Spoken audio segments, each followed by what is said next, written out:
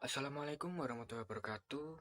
Kami kelompok 1 kimia akan mempresentasikan hasil kerja kami. Untuk pertama-tama kami akan memperkenalkan anggota dari kelompok kami. Untuk yang pertama, anggota pertama adalah saya, Ahmad Noval Walidin Syaimah, absen 1. Kemudian ada Ananda Nurmaya, absen 5. Kemudian M. Imam Syafi'i, absen 21. Dan juga Nabila Kurnia Putri, absen 25. Gas alam. Gas alam disebut juga gas bumi atau gas rawa. Gas alam adalah bahan bakar fosil berbentuk gas yang terdiri dari metana atau senyawa hidrogen serta juga karbon, sehingga mempunyai sifat bersih serta aman untuk pemakaian sehari-hari dan memiliki sifat berwarna atau juga tidak berwarna. Gas alam dapat ditemukan di ladang minyak, ladang gas, bumi, dan juga tambang batu bara. Manfaat gas alam. Manfaat gas alam yaitu diantaranya sebagai bahan bakar, seperti bahan bakar pembangkit listrik, bahan bakar industri, dan bahan bakar kendaraan bermotor. Kedua sebagai bahan baku, yaitu bahan baku plastik, bahan baku pabrik pupuk, petrokimia, dan metanol. Komposisi dari gas alam. Berikut adalah komposisi-komposisi dari gas alam. Yang pertama ada metana. Persentasenya sebesar 80-95%. Yang kedua ada etana. Persentasenya sebesar 5-15%. Kemudian ada propana dan butana. Persentasenya sebesar kurang dari 5%. Komponen-komponen utama gas alam yang telah melewati tahapan pengolahan adalah metana 80%, etana 7%, propana 6%, dan butana 4%. Sisanya ada isobutana dan pentana. Sedangkan komponen pengotor gas alam diantaranya adalah air, helium, nitrogen, karbon dioksida, dan hidrogen sulfida. Jenis-jenis gas alam. Beberapa contoh dari jenis gas alam adalah 1. Liquefied petroleum gas atau PLG. Gas bumi yang dicairkan dengan komponen utama C3H8 dan butana C4H10. LPG dapat berasal dari penyulingan minyak mentah atau kondensi gas bumi dalam kilang pengolahan gas bumi. Yang kedua ada compressed natural gas CNG. Gas bumi yang dimempatkan pada tekanan tinggi sehingga volume menjadi sekitar 1:125 volume gas bumi pada keadaan standar. Tujuannya agar memperoleh lebih banyak gas yang dapat dipindahkan atau diangkut ke tempat jauh. Pengangkutan CNG setidaknya memerlukan 3 fasilitas, yakni pengiriman, transportasi, dan penerimaan. Yang ketiga ada liquefied natural gas atau LNG. Gas bumi dengan komposisi 90% berupa metana CH4 yang dicairkan pada tekanan atmosferik dan suhu minus 163 derajat Celcius sebelum dicairkan. Gas dimurnikan terlebih dahulu untuk menghilangkan kandungan C2H4 yang tidak diharapkan seperti karbon dioksida, air, dan hidrokarbon berat.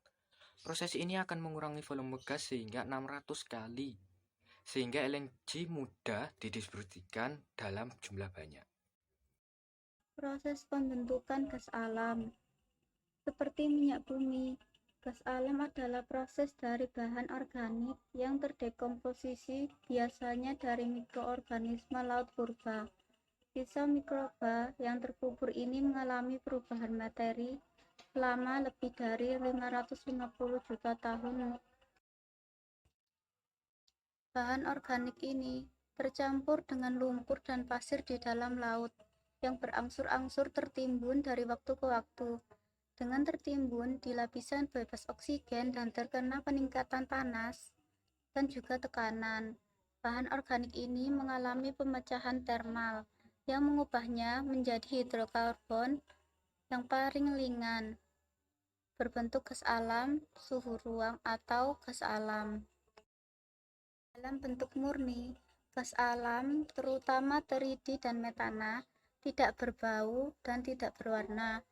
Setelah terbentuk gas alam cenderung naik ke permukaan bumi melalui pori-pori batuan. Deposit gas alam yang kita temukan saat ini berupa gas migrasi ke dalam batuan berpori yang terletak di bawah batuan yang tidak berpori, sehingga hal ini menyebabkan gas alam terhalang dan mengumpul di bawah batuan keras. Kumpulan itu membentuk deposit gas alam dengan jumlah banyak yang dapat ditimbang secara ekonomis. Minyak bumi adalah cairan kental berwarna coklat, pekat atau gelap atau kehijauan yang mudah terbakar, yang berada di lapisan atas dari beberapa area kerak minyak bumi, terdiri dari campuran kompleks dari berbagai hidrokarbon, sebagian besar seri alkana tetapi bervariasi dalam penampilan, komposisi, dan kemurniannya bumi. Minyak bumi adalah cairan kental berwarna. Usul minyak bumi pada 1985 di Moskow diadakan konferensi mengenai asal mula pembentukan minyak bumi. Pada konferensi tersebut diperoleh dua pendapat, yaitu minyak bumi berasal dari zat anorganik dan minyak bumi berasal dari zat organik. Minyak bumi dari zat anorganik. Hipotesis yang menyatakan bahwa minyak bumi berasal dari zat anorganik diajukan oleh kimiawan Prancis. Menurutnya, logam alkali dalam bumi bereaksi dengan CO2 pada suhu tinggi membentuk gas asetilena. Usul minyak bumi pada 2. Minyak bumi dari zat organik. Zat organik menyusun minyak bumi berasal dari tumbuh-tumbuhan dan hewan. Teori yang menyatakan bahwa minyak bumi berasal dari tumbuh-tumbuhan kali pertama dikemukakan oleh ilmuwan Prancis pada 1758. Teori ini didasarkan pada sumber batu bara yang juga berasal dari tumbuh-tumbuhan. 2. Minyak bumi dari zat organik. Manfaat minyak bumi adalah sebagai bahan plastik elektronik seperti ponsel, televisi, komputer, dan lain-lain. Kedua, sebagai bahan bakar transportasi baik darat, laut, maupun udara. Yang ketiga, sebagai bahan utama perlengkapan rumah tangga. Dan keempat, sebagai bahan konstruksi seperti cat, pipa, atap, hingga aspal. Komponen minyak bumi. 1. Senyawa hidrokarbon alifatik rantai lurus. 2. Senyawa hidrokarbon bentuk siklik. 3. Senyawa hidrokarbon alifatik rantai bercabang. Dan keempat, senyawa hidrokarbon aromatik. Tabel komposisi minyak bumi kalian bisa memperhatikan sebagai berikut. Komponen penyusun minyak bumi dan gas alam terbesar adalah hidrokarbon dengan kandungan senyawa sebesar 90–99% yang terdiri dari sikloalkana, aromatik, dan alifatik jenuh. Unsur terbanyak kedua penyusun minyak bumi adalah belerang dengan kandungan senyawanya sebesar 0,7%–7% yang terdiri dari tioalkana dan alkanatio. Selanjutnya, penyusun minyak bumi adalah nitrogen, oksigen, dan organologam dengan kandungan senyawanya sangat kecil sampai 0,9%. Proses pembentukan minyak bumi.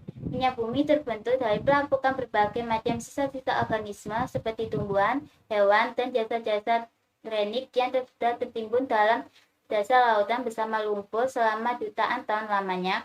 Lumpurnya tersebut akan berubah menjadi berbagai batuan sedimen yang berpori, sedangkan sisa-sisa organisme akan bergerak ke tempat yang tekanan darahnya dan terkumpul pada sebuah daerah perangkap, yaitu batuan kedap. Sedangkan gas alam, minyak, dan air akan terakumulasi sebagai deposit minyak bumi. Pada rongga bagian atas ada gas alam, sedangkan cairan minyak mengambang di atas deposit. Bila kita urutkan, maka akan menjadi seperti ini.